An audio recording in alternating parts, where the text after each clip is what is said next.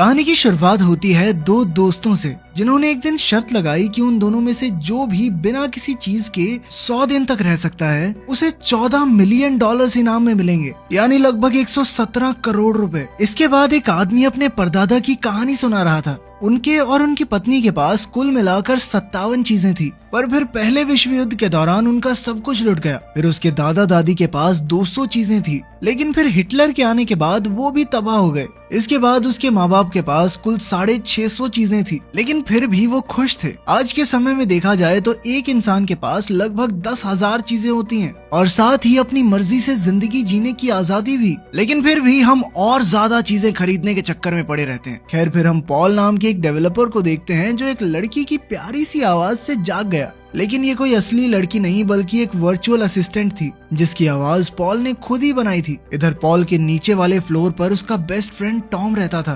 कुछ समय बाद टॉम पूरा तैयार होकर पॉल को लेने आया क्योंकि आज उनका एक बहुत खास इंटरव्यू था, लेकिन पॉल तो अब तक बिस्तर पर लेटा टिकटॉक देख रहा था। खैर, फिर टॉम ने तुरंत पॉल को कपड़े ढूंढ कर दिए और साथ ही उसके न जाने कितने जूतों में से एक जोड़ी पहनाकर उसे तैयार किया। इसके बाद वो दोनों फटाफट घर से बाहर निकल गए। जब वो इंटरव्यू में पहुंचे तो उन्होंने देखा कि उनकी तरह हजारों जीनियस वहां पर आए थे और हर किसी को लगता था कि उनकी बनाई हुई चीज सबसे बढ़िया है। खैर, फिर भी जब टॉम और पॉल की बारी आई तो वो उस कंपनी के मालिक डेविड को इम्प्रेस करने में कामयाब रहे। लेकिन इसके बाद उन दोनों के बीच थोड़ी लड़ाई हो गई क्योंकि टॉम ने पॉल को बिना बताए प्रेजेंटेशन में कुछ चेंजेस किए थे। खैर, बाद में दोनों दोस्त नाइट क्लब में मस्त सेलिब्रेट करने गए, लेकिन पॉल अब भी टॉम की उस हरकत को माफ नहीं कर पाया था। थोड़ी देर में उसने काफी ज्यादा शराब पी ली और फिर नशे में धुत होके टॉम से शर्त लगाई कि उन दोनों में से जो भी 100 दिन तक बिना किसी चीज के रह सकता है वो जीत जाएगा। फिर अगली सुबह जब पॉल की आंख खुली तो उसके शरीर पर कोई कपड़ा नहीं था।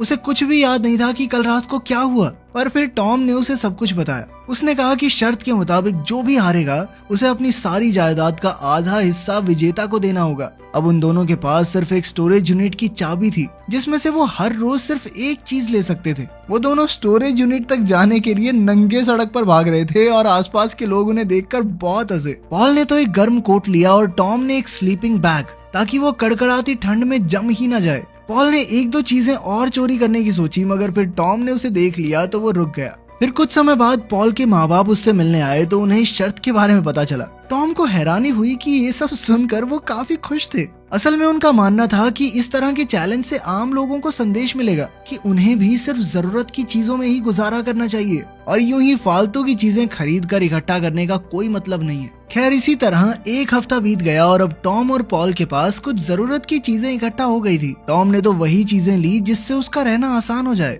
मगर पॉल ने सबसे पहले एक स्मार्टफोन उठाया ताकि वो अपनी वर्चुअल असिस्टेंट नाना से बातें कर सके। इसके बाद वो दोनों स्टोरेज यूनिट में लूसी नाम की लड़की से मिले। वो उन दोनों की शर्त सुनकर काफी एक्साइटेड थी और उनके रहने का ढंग देखने आई थी। तभी टॉम ने मौका देखकर लूसी को डेट के लिए पूछ लिया।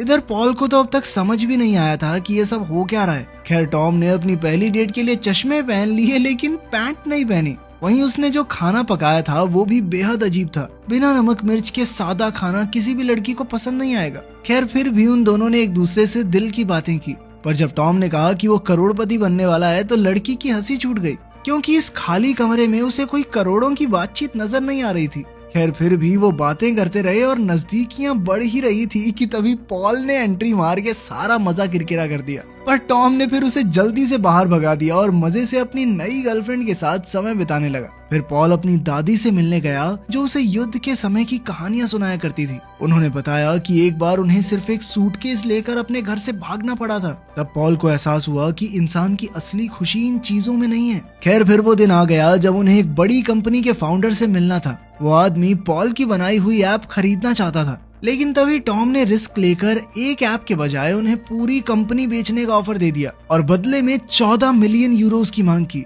उस कंपनी का फाउंडर भी डील के लिए तुरंत राजी हो गया, लेकिन फिर टॉम और पॉल के बीच झगड़ा शुरू हो गया क्योंकि टॉम ने बिना पॉल से सलाह मशवरा किए खुद ही ये डील कर ली थी। इस पर टॉम कहने लगा कि भाई इतना बढ़िया ऑफर तो था, और क्या चाहिए तुझे, मुझे नहीं जरूरी लगा तुझसे पूछना। जल्द ही उनकी बहस इतनी बढ़ गई कि वो एक दूसरे पर थप्पड़ बरसाने लगे और फिर उन्होंने गुस्से में शर्त बदलकर पूरी कंपनी ही दांव पर लगा दी। अब जो भी जीता वो पूरी कंपनी का मालिक होगा, जिसके 14 मिलियन यूरोज मिलने वाले थे। इसके बाद पॉल अपनी दादी से मिलने गया तो खबर मिली उसकी दादी हॉस्पिटल में भर्ती है। जब वो लौट आएंगी तो पॉल के माँ बाप उन्हें एक नर्सिंग होम में रहने भेज देंगे। ये सुनकर पॉल को काफी बुरा लगा। फिर जब उसकी माँ ने उसे पैसे देने की कोशिश की तो उसने साफ मना कर दिया, क्योंकि ये तो रूल्स के खिलाफ था।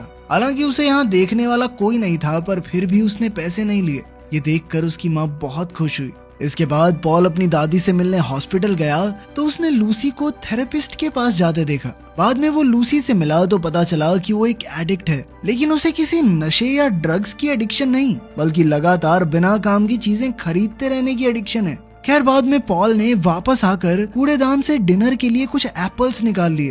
तभी अचानक उसे चारों ओर से कीमती गाड़ियों ने घेर लिया। इनमें से एक से वही बड़ी कंपनी का फाउंडर बाहर निकला, जो कि पॉल की ऐप खरीदना चाहता था। जुकरमैन ने उसे बीच के लोगों को हटाने का ऑफर दिया ताकि उसे अपना प्रॉफिट किसी के साथ बांटना न पड़े। वो पॉल से सीधी डील करना चाहता था, इसीलिए उसने पॉल को चेक भी दे दिया। मगर पॉल को न जाने क्यों दाल में कुछ काला लग रहा था। असल में सच तो ये था कि जुकरमैन इस वर्चुअल असिस्टेंट ऐप को इसलिए खरीदना चाहता था ताकि वो इसकी मदद से आम लोगों को ऐसी चीजें खरीदने पर मजबूर कर सके जो उन्हें सच में चाहिए भी नहीं। और बड़ी बात तो ये थी कि उन्हें यही लगेगा कि उन्होंने अपनी मर्जी से खरीदा है। इस वर्चुअल असिस्टेंट की यही खासियत थी कि वो हर एक इंसान के हिसाब से अलग तरीके से ढलकर उनकी सबसे अच्छी दोस्त बन जाती और फिर बार बार किसी न किसी बहाने से वो असिस्टेंट लोगों को चीजें दिखाकर ऐसा महसूस करवाएगी कि ये बहुत जरूरी चीजें हैं और जिसके पास ये नहीं है वो तो बेवकूफ है। इसके बाद हम देखते हैं कि पॉल और टॉम लूसी के गैराज पहुंचे तो वहाँ ताला था और उन्हें पता चला कि लूसी पर लाखों का कर्ज है। तब टॉम को लगा कि ये सब पॉल की वजह से हुआ है और एक बार फिर से उनमें बहसबाजी शुरू हो गई। जब से वो शर्त शुरू हुई थी तब से उनकी लड़ाइयां बढ़ती ही जा रही थी। खैर तभी पॉल को याद आया कि उसके फोन में लूसी का नंबर है और टॉम उसे फोन कर सकता है। पर इससे टॉम और ज्यादा गुस्सा हो गया क्योंकि उसे लगा कि ये सब पॉल ने जानबूझकर किया है ताकि टॉम पॉल का फोन इस्तेमाल करे और शर्त हार जाए। अब पॉल इन रोजमर्रा की लड़ाइयों से तंग आ चुका था, इसीलिए उसने सब कुछ छोड़कर घर वापस जाने का फैसला किया। पर जैसे ही वो घर पहुंचा तो उसे सीढ़ियों पर अपनी माँ बैठी दिखाई दी। उनका चेहरा देखते ही पॉल समझ गया कि उसकी दादी को कुछ हो गया है।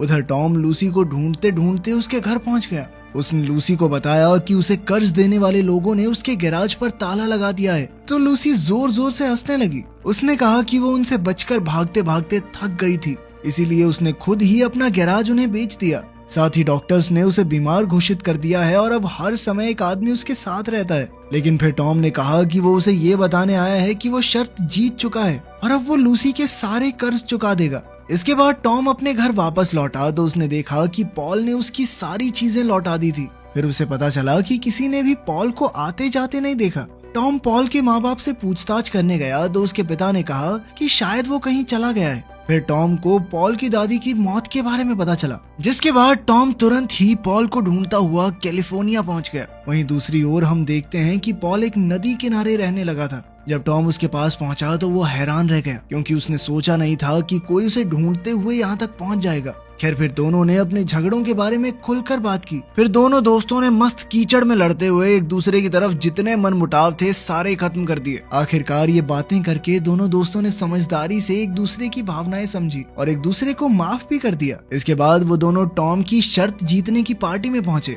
पर तभी टॉम ने ऐलान किया कि वो भी शर्त नहीं जीता है क्योंकि उसने भी 100 दिन पूरे नहीं किए, इसीलिए दोनों को बराबर के पैसे मिलेंगे। इसके अलावा उन्होंने अपनी कंपनी में एक नया प्रोजेक्ट शुरू करने की बात भी की, लेकिन इस बार प्रोजेक्ट किसी फोन पर नहीं बल्कि असली दुनिया में होगा। कि तभी अचानक खबर आई कि जुकरमैन ने वर्चुअल असिस्टेंट अपने कब्जे में कर लिया है और अब उसने पॉल और टॉम को पैसे देने से मना कर दिया क्योंकि उन्हें अपनी शर्त के मुताबिक कम से कम चीजों में गुजारा करना सीखना है। इसीलिए वो पैसे देकर उन्हें अपने मकसद से हटाना नहीं चाहता। अब सब कुछ खत्म हो चुका था, इसीलिए टॉम और पॉल ने अपना बचा खुचा सारा सामान अपने साथियों में बांट दिया। उधर लूसी अपने घर से बाहर निकली तो उसे सड़क पर एक डेस्क और लैंप दिखाई दिया। वहाँ बने निशानों के पीछे चलते चलते वो जंगल में आ पहुंची। जहाँ टॉम एक बार फिर बिना कपड़ों के उसका इंतजार कर रहा था। टॉम ने कहा कि वो लूसी को उसकी बीमारी के साथ भी अपनाने के लिए तैयार है, क्योंकि वो खुद भी कोई परफेक्ट इंसान नहीं है, मगर अब तो उसके पास पैसे भी नहीं थे। इसके बाद उन्होंने सिर्फ अपनी जरूरत की चीजें इकट्ठा की और पॉल को लेकर कहीं दूर निकल गए।